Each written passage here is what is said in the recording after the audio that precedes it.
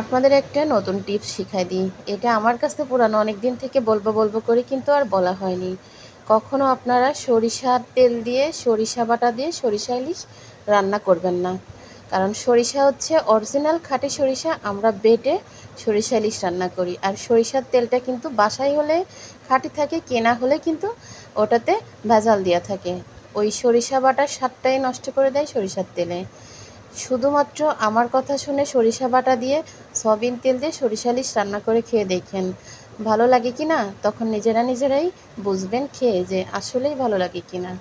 তো ইলিশ মাছ ছোটো হোক আর বড় হোক, যে মাছই হোক না কেন, সরিষা ইলিশ রান্না করলে কিন্তু বেশ ভালোই লাগে। অনেক সময় আছে না, আমরা রুই মাছ বড় হলে ভালো লাগে, ছোট হলে ভালো লাগে না। ইলিশ মাছ ছোট বড় না, ইলিশ মাছ যেভাবেই রান্না করবে, সেটা ছোটোতে হোক আর বড়তে হোক, সবটাই কিন্তু ভালো লাগে। মাছগুলো ছোট ছিল, 5টায় 4টায় 1 কেজি হয়েছে, এখানে 3 কেজি মাছ ছিল।